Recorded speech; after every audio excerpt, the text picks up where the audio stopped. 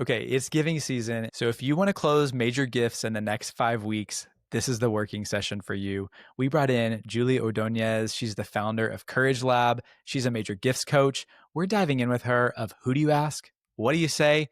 And of course, we're going to go for it. How do we ask for more? I'm so glad you're here.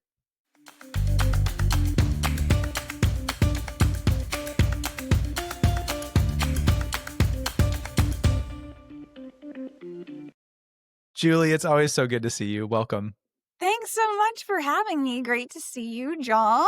Back again. Well, my gosh, yes. And we're in like the most generous season of the year. We got to have a grounded, relational first approach to major gift strategy. And honestly, my friend, you have always cut through the noise for us. I feel like you're so attuned to how can we show up with more courage? How can we actually move relationships forward?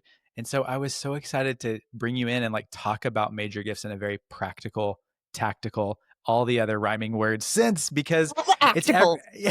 All the acticals. Please drop in the links if there's other words that would rhyme, because I'm out of them.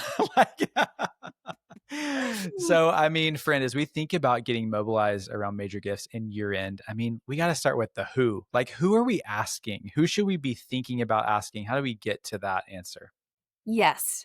Everybody asks this question. It's a totally fair question. And our fundraisers and people who are listening, right? You're an inclusive group, right? We're thinking about everybody. We're thinking we gotta reach everybody. So here's the deal. Stop doing that. Okay. You're stressing yourself out. I feel very exposed. You're overwhelming yourself, right? So put some focus around your fundraising. If you need to raise money in a short amount of time, you've got to focus.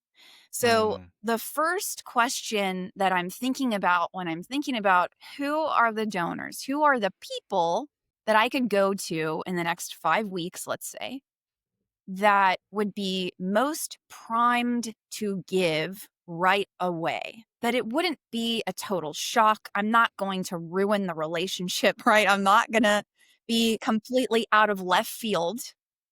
Who are the donors? Who are the people?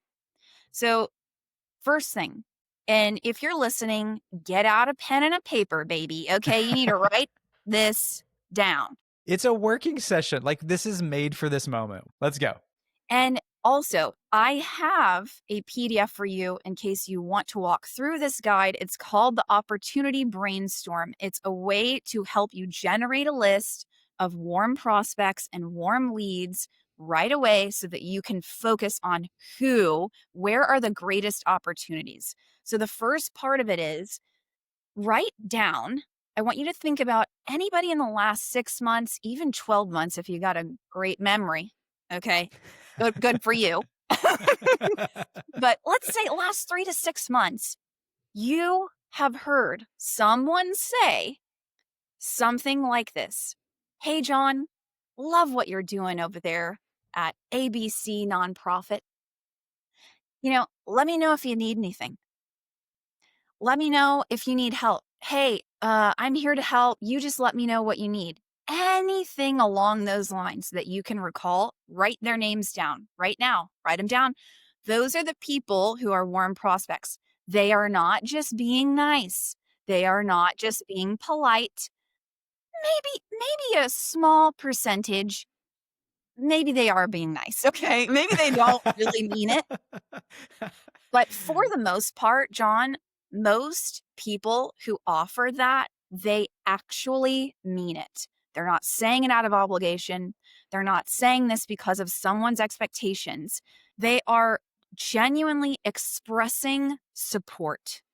Take them up on it. Stop telling yourself the story that nobody cares, that nobody's willing to step up, that you're the only one and you have to put more and more on your own plate and wear more hats. And how many more objects are we going to talk about? Plates and hats and spinning and wearing. And I'm like, good grief. Spread the love. People want to help. And, maybe there are 1 or 2 or 3, right, who might just be saying that. But the vast majority of people who've offered it recently Whether you ran into them at an event, maybe they came to your gala, maybe you saw them somewhere, maybe you saw them at the grocery store, maybe they play soccer with your kids, maybe they go to church with you or synagogue, maybe they, wherever, I don't know, they walk around your neighborhood, y'all go to the same coffee shop. Yeah. They said, "Oh, I love what you're doing, would love to get more involved or let me know what you need," or anything like that. Write their names down. Those are your warm prospects. Stop the guessing games. Stop telling yourself that people don't want to help and actually take them up on it. I mean, I love it because that's a very direct signal. It's like it's all about listening. How are we engaging in conversations? Listening for those signals. That's very direct. It's like they're literally like giving you a flag like, "Hey, I'm over here ready to help in some way." Is there anybody else that you would look at from maybe their history of giving or anything like that? Or are you just working off gut in the sense of like, okay, I know these people are warm. Are there other signals that we should think about? So there's people who are what I would call your raving fans. There are people on social media. If you're on there, right, then you give them a chance to respond to content that either your nonprofit is posting or you as a professional are sharing some of your thoughts that are liking and commenting and sending you encouraging words. Maybe they're email subscribers who are responding and saying, "Great email, keep up the great work," right? Or people who have offered to help, if that's volunteers or board members, people who've said, "Hey, like if you want me to do XYZ thing, go with you on a meeting, make an introduction, host something in my home," or "Hey, I'd be happy to have a meeting with some of my partners at work." It could be anything along those lines. But the folks who either they're in your corner personally, like they believe in you and the work that you're doing, and they believe in the mission and that Mhm. you specifically are doing it. Who is in your corner? Write those names down right now. And who are the people who are raving fans? The people who are typically publicly encouraging and expressing their support somehow, that it's in writing. There's no mystery. It's like, okay, if I were to write down my raving fans, and my clients and I have done this, we've done this inside CourageLab. I say, put in the chat how many people, what's the number so far of raving fans? And it's like 23, 12, 32, 17. Boom, there you go. It's not a mystery. Just write down who your warm prospects are, right? The folks who've offered help, the folks who are raving fans. And then in terms of giving history, sure, I'd look at people who give DAFs. I'd ask them for more. I'd look at people who have a loyalty of giving 3 years or more consistently. I would ask one-time donors to become monthly donors, recurring donors. I'd ask loyal donors to give an end of year gift, to give a larger amount. I mean, I could go on and on, John. Yeah, yeah, yeah. This is good. I mean, the only thing that I want to take issue with is that around We Are for Good, we call them rabid fans, not raving fans. Mm, They are all in. And this, honestly, I hope lowers our blood pressure. We're not asking somebody cold. We're not asking somebody that's going to be shocked. They're probably going to be honored that you ask. And I want to get into like, what do we say? But you're so gifted at this, Julie. Like, how do we need to hype ourselves up from a mental capacity to walk in to having these conversations? What would you say to us in preparation for the what? What do we need to work on within us for these talks? Yeah, it's such a good question, John. And this is typical. And if you're afraid of asking for money one to one, face to face, even if it's over email, you're not alone. Stop Mm. judging and criticizing yourself. Thank It's you. okay. It's normal. It's normal. Yeah. And many of us are taught to never talk about money with anyone, that it's rude. And I totally get that. And money is also can be, a emotional. So I get it, right? And you're not alone. Um, Courage is taking action when you are afraid on behalf of others. You literally cannot be courageous if you're not taking action. So another way to say Mm. that is the only way to know you're courageous is if you act. And so thinking about it, preparing, planning, Strategizing, researching, studying, learning are all procrastination tactics. You just haven't leveled with yourself. Hey, actually, I'm afraid. I'm afraid I'm going to look like a fool. I'm afraid to be embarrassed. I'm afraid to sweat through my blazer. Basically, it's not about you. Mm. You didn't get into this work so that you weren't ego driven when you decided to do this. So why now are you letting your ego drive? If you are allowing your discomfort or feeling like you're not an expert yet, and that's why you haven't made the ask, usually what that sounds like is folks saying to me, well, I need more time to build the relationship with this donor. No, you don't. You've been building the relationship for a year. Or if you're new in your role, the relationship has existed with this donor before you showed up. So even though you're new to the donor isn't new, right? It is not a Yeah. new relationship. Be willing to do it uncomfortable. Be willing to do it with a pit in your stomach. Be willing to Mm. stutter over your words. Be willing to have sweaty hands. Be willing to experience wanting to throw up. Mm. Because guess what? That's what everybody did who came before you, and you envy their results. They went through the discomfort of straight up asking. They did that. And the good news is, the more reps that you get in, the better you will get at this and the easier it will get. And your ceiling will become your floor. Julie O, holy heck. I mean, you're naming all of us. Mine's the pit in the stomach, and I fear it. It's like, how do we get past that? You're naming it. Courage is actually taking the step. It's not planning, but this is working sessions. So, y'all, this whole design of this kind of mini-sode kind of format is to get us to feel like, okay, we know what to do. It's time to like get into action. What do you say? We've identified the person. We've worked on ourselves within. Where would you say, how does this conversation go? What do you actually say? So I would suggest asking for a specific amount. Here's why. Because when you're vague and you say really weak language, like, can we count on you this year? Don't do it. Don't do that. The people who are direct, you can still be kind, you can still be respectful, you can still have your personality and your sauce on it, right? But you can be a bit more direct. You will save yourself so much time. There's no guessing games. And when you ask for a specific amount, now you're moving the conversation forward faster because the donor doesn't have more homework to do. You've made it a bit easier for them. If you say something like, hey, we need support this year, can we count on you?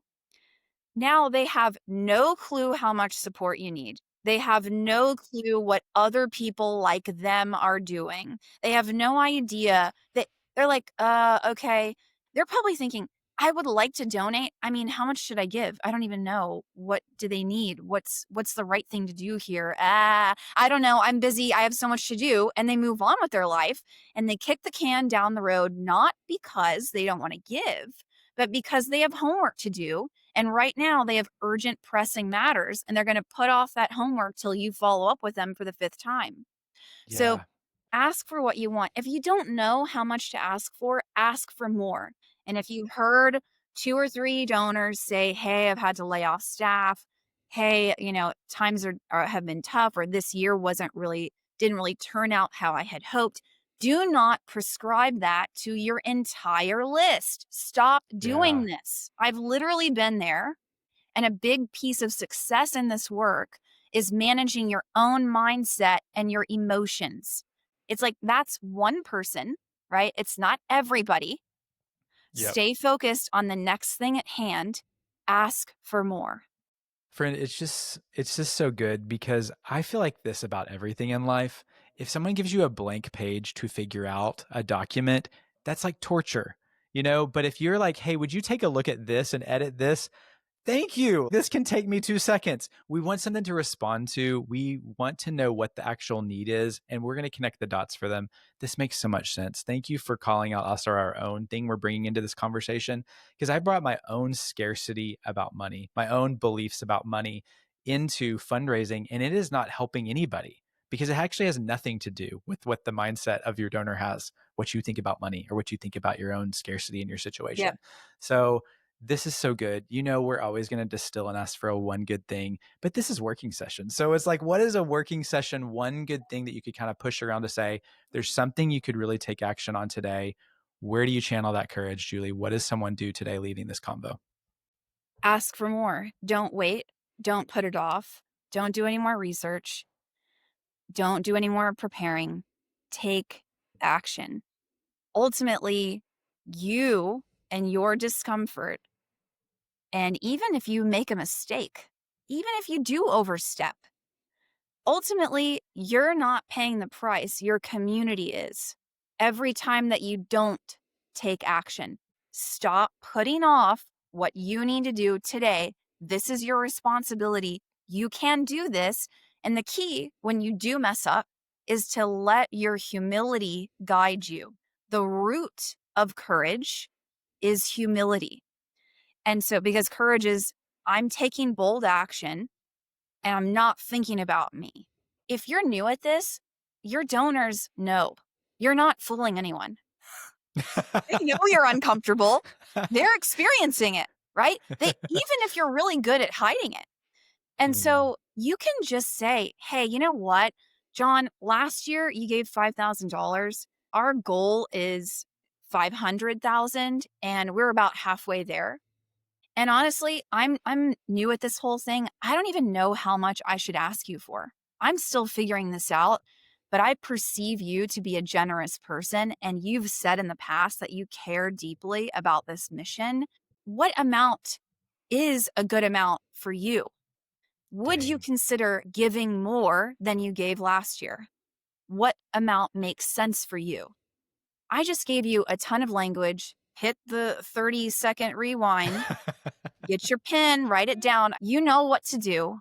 You can absolutely do this. And when you get it wrong, when you stumble, let your humility guide you. It always connects when you come on with humility like that. And Always. and I've used it so many different times, John, and it's never gone poorly. Where even if I upset somebody, I'm like, oh my gosh, I'm so sorry. Like I totally screwed up. You're right. And they're like, Yeah. Julie, it's okay. Like, Yeah. it's fine. We're gonna give. You're like, Yeah. I get it. And next time maybe do this. Right. And it's like, okay, got it. What Like, if that's the worst thing that happens is like we grow and we learn and we have a great story to tell of the time that we did A, B, or C. My friend, love how you show up in this world as a coach. I feel empowered. I feel like, okay, we've got this. How can folks find you? Point out the best ways for people to connect with you. I know you were talking about a PDF earlier on. How do we get our hands on that? Talk about all the things. yeah. So I got a code word for you. If you DM me on LinkedIn, Julie Ordoñez, Ordonez, DM me the words breakfast burrito. My love language. How did you know that? Right. I love breakfast burritos. Oh my gosh, so good. And oh, they're so good. I could go for one right now, actually. Um, DM me on LinkedIn, breakfast burrito. I'll send you this free opportunity brainstorm right away. It'll give you all of these prompts of who exactly to focus on, even Mhm. more than what I shared today on this episode, right? Like there's lots of different categories and it'll give you clear focus on what to do next. So the feedback I've been getting is it's been really helpful. And yeah, that's where you can find me. I hang out on LinkedIn. I Yeah. love it there. It's fun. Thank you for how you show up for others. Thank you for giving me more courage in this life. And I'm giving you a fist bump. Such a good time. Thank you so much for having me, John. I appreciate you.